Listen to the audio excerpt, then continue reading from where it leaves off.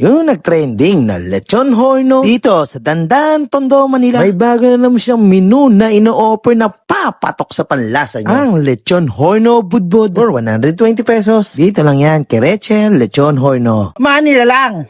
Tikman na natin to. Siyempre, pampabata.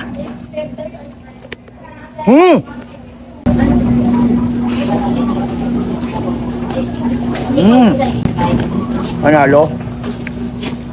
Sabay natin ang ito. Cholesterol na to.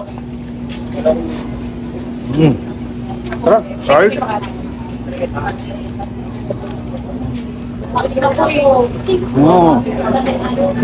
Nag-think ko na rin ang nag-trending na horno din sa Tondo. Sino nag-iwanan si...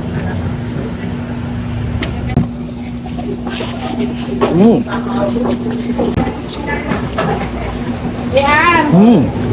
So, open pala sa later ng 5 p.m. hanggang 12 ng madaling araw, Lunes hanggang Linggo. Kaya kayo dyan,